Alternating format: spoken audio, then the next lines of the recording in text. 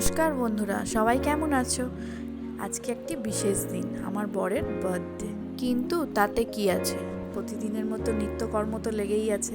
এই যে ছেলে সকাল সকাল স্কুলে বেরিয়ে যাচ্ছে, ছেলেকে নিয়ে যাবে আমার বরমশাই, সেও বেরিয়ে যাক। ওরা বেরিয়ে গেলে আমার এবার কাজ শুরু, আমাকে যেতে হবে বাজারে।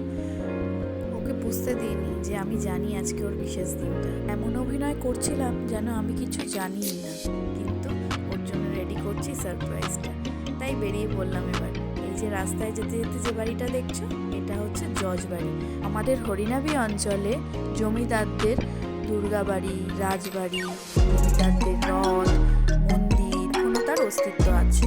এই দেখো, এই তাড়াতাড়ির সময় আবার গেট করেছে। কি করা যাবে, দাঁড়াই এখন, ট্রেনটা গেলে তবেই তো ওপারে যাওয়া যাবে।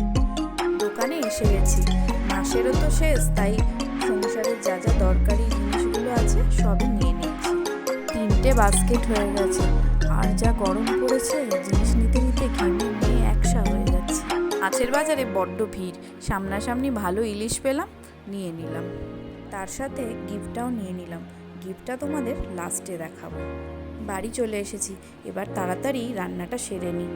রান্না করতে করতে অনেক বেলা হয়ে গেল, যদিও আমার শাশুড়ি মা অনেকটাই হেল্প করেন। বাজার থেকে ফিরে এসে দেখি মা অনেকটাই রেডি করে রেখেছেন, সবজিগুলো কেটে ধুয়ে রেখে দিয়েছেন। আজকের মেনু ছিল সাদা ভাত, ফ্রাইড রাইস, উচ্ছে ভাজা, শাক ভাজা, আলু ভাজা, কাঁকরোল ভাজা, পটল ভাজা, তারপর ছিল ডাল, সর্ষে ইলিশ, চিলি চিকেন, পায়েস আর মিষ্টি দই। ও একটা মিস হয়ে গেছে, তার সাথে স্যালাডও ছিল। আমার বরমশাই তো বাড়ি ফিরে দুপুরবেলা একদম অবাক হয়ে গেছে, হঠাৎ এত কিছুর আয়োজন। এখানেই শেষ নয়, এখনো চমক বাকি আছে। তোমাদের বলেছিলাম না, গিফটটা লাস্টে দেখো। এই দেখো সেই গিফট, আমার অনেক দিনের ইচ্ছা দুপুরবেলা বানাবো, সেই দুপুরবেলাই এনেছি। রাতের মেনুতে ছিল সেন্টার। বন্ধুরা, ভিডিওটা ভালো লাগলে লাইক, শেয়ার, কমেন্ট করো। Bye bye.